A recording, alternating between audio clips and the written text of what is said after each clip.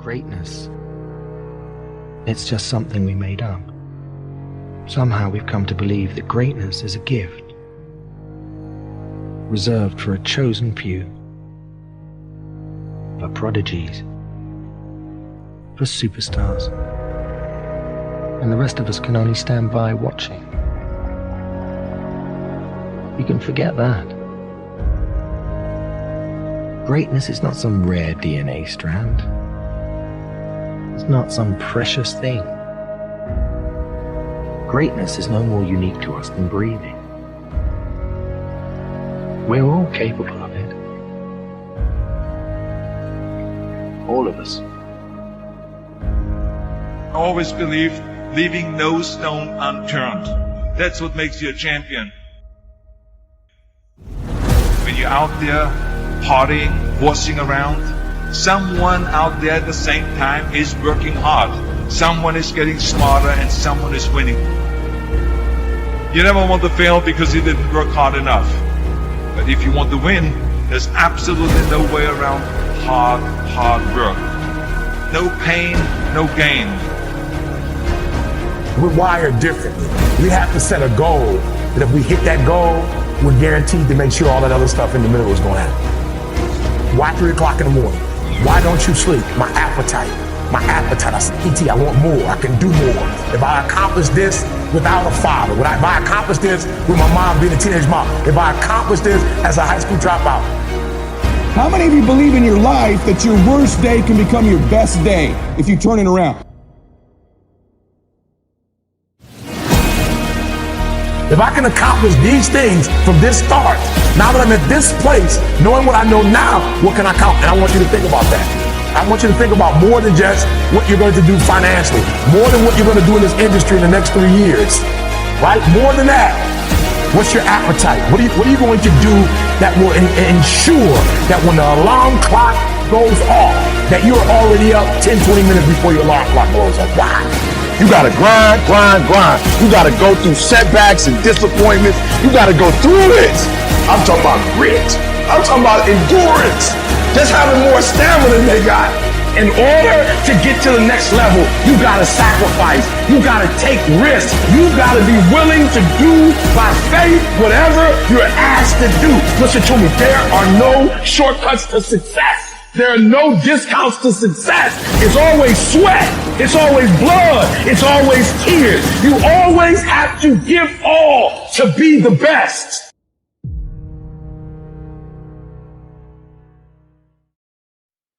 And I think it's important to remember, we talk about content is king. We hear that a lot. And I think if content is king, then context is the kingdom. And even when you forget someone's name, which, you know, I know we've talked about in the past, and how important a skill it is to show someone you care by remembering them. One of the questions you ask yourself is, where do I know this person from? Because with the where creates the context, and then often the memory is there also as well. Yeah, it's interesting. Now I want to talk a bit more about that because, you know, as our devices get smarter and they become more of who we are, that whole thing of why do we need memory is something I'd really like to revisit today, because, you know, 5 years, 10 years from now, we'll still have, you know, we'll be partial cyborgs maybe at that point to speak to Elon Musk, but yet the memory is still really important. Yes. And I'd love to talk about that a little bit. I've done, and I'm looking forward to going deep in that. I do trainings for Google, and it's, you know, they're organizing the world's information. And my mission really is helping people to remember the important parts of it, because memory is a force multiplier. It's one of those things. I challenge anyone to think of anything that they do or want to accomplish that doesn't require memory. Anything, whether it's kinesthetic body memory or remembering, like if we look at the other end, if we forgot half of what we know or knew, half the words, half the people, half of our expertise, we wouldn't be very functional. Yeah. And so imagine if we could double our capacity to learn in a fraction of the time, then we become extremely productive and powerful. And I'm not talking about frantic fast. When I teach people how to read 2 or 3 times faster, I mean in efficiency and effectiveness. You know, you can imagine when you were, great documentary, by the way, Iron Mind, when you're training for something, your body, if you had some kind of physical challenge or let's say we're walking up a hill, you could do it at a level of efficiency and effectiveness than somebody who wasn't in as physically in shape, because you're strong and you don't have to use as much energy. The same thing when I read, whether it's reading a book a day or people see me on stage, 100 people stand up and introduce themselves, and I recite everyone's name or large numbers and or remember words. Numbers, they say. Everyone could do that, and it's not something. There's no such thing as a good or bad memory. There's a trained memory and an untrained memory, and this works no matter your age, your background, your career, your education, your financial situation, your gender, your history, your IQ. None of that matters. What matters is, just like with anything, is focus and putting in the work.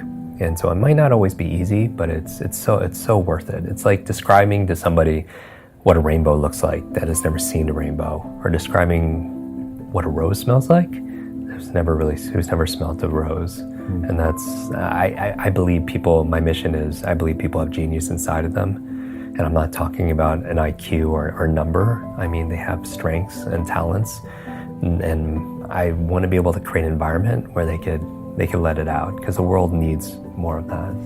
My whole belief about the meaning of life, it's not the exact right word, but is to find out how many skills I can acquire that have utility, then put that utility to the test in service of something bigger than myself. So that's like my mission in life, right? So what are things that I should understand about the brain that would allow me to acquire more skills, acquire them faster, put them to use more effectively? Like, what are either realizations about the brain or training techniques that I should know about? A big part of this has to do with the fact that we live our lives mostly on autopilot unless we put a lot of effort into not doing that. And so... So just by getting off autopilot, but wouldn't that, so that's ultimately just sort of making new connections. So examples that you give oftentimes: drive home a new way, brush your teeth with your left hand. Yep. And I certainly do feel the impact of that. Like, from a stave off neurodegenerative decline, that seems to make a lot of sense. And you've talked about the nuns who donated their brains to science. Why, I don't know, but that's incredible. And all of them, right, had like early stage dementia, but they showed no signs. Not all of them, but a much bigger percentage than anyone thought. About a third of them. Wow. Had Alzheimer's, but it wasn't clear when they were alive, because they were so cognitively active, because they were doing stuff. They were embedded in a social network because they were living in the convents.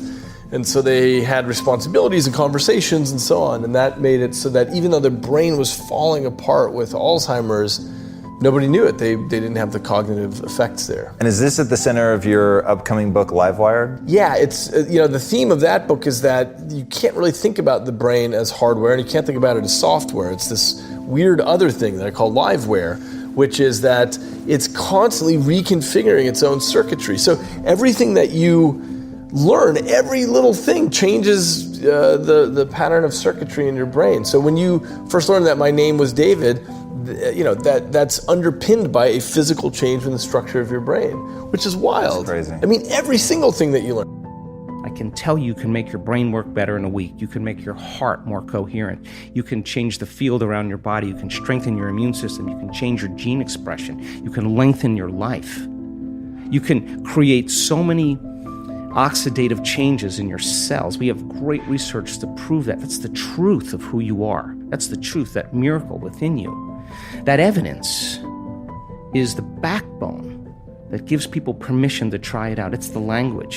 Then you see someone standing on the stage telling their story in testimony, whether it's stage 4 cancer, whether it's MS, whether it's blind people seeing, deaf people hearing.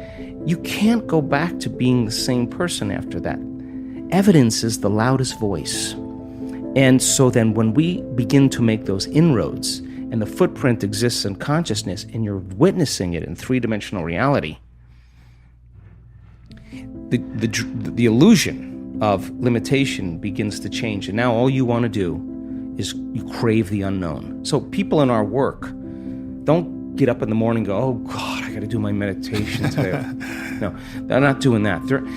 Their body is waking them up, saying, get out of bed, because they don't want the magic to end. And when you start seeing the gap between cause and effect, thought and experience, closing down. You're moving closer to the divine. And when that happens, all the things you thought you want, you no longer want, because the overcoming process leading to who you become, nobody can take that away from you. So we practice it in our seated meditations. We practice it standing and walking. You better walk as it, and you better be able to embody it and practice doing it with your eyes open. So when you return back to your life, when you walk from your house to your car, you're walking in the energy of your future.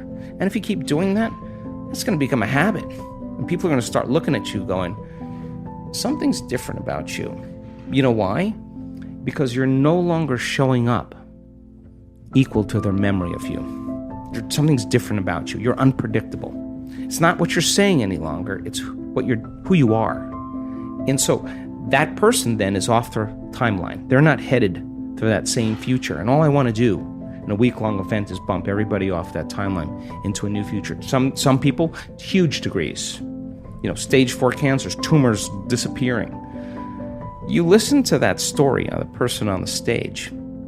Your next meditation, you are not going to go half in. You're going to go all in. And that's all I want, is I want people to go all in. I want to provide people with my greatest understanding of the truth, and then numerous opportunities to experience it, nothing more. And when the magic starts to happen, it's way bigger than me. It's beyond my control. All I want to do is provide the environment where they feel safe enough to begin to create. When there's no safety net, people perform better in sports and everything else if you don't have a plan B. So we have to pay more attention to the negative, because the negative can stop people who are trying to make a difficult life decision. And maybe we don't need 10,000 hours of practicing courage, but we could become cognizant of how we let fear manifest itself in our daily lives, and instead counteract that, so we could get past our fears and do the things that we're meant to do and be the people we're meant to be. See, if you know what your life work is, I encourage you to start working on it. If you can't do it all at one time, do just a little bit of it. A lot of people are looking at this the wrong way. There is a blessing in everything. Behind every moment of adversity in your life, there is a blessing and a lesson. You can be afraid of success. You can be afraid of failure. You can be afraid of looking ridiculous. You can be afraid of change, either positive or negative change. The only way to deal with fear that I found in my life is a couple ways. One of those ways is to turn it on itself. If you're not going to get rid of fear, then use fear. Use fear or it uses you. It's that simple. And there was something that had been on my heart, and something that I had been thinking about, but had long let fear get in the way of. And in doing so, I realized that I had come into a whole new world. I had come up with my plan for how I was going to change the world. About the things that you do that you shouldn't do, that you know you shouldn't do beyond a shadow of a doubt, right? There's some things like that. That's bad habits and poor aim and all of the resentment and hatred and aggression and unresolved conflicts and all those things that are dementing you and warping you, and then think, okay, those things get the upper hand, man. They get the upper hand, and they take you the worst possible place you could go. You don't magnify the degree to which the pain ought to be affecting you.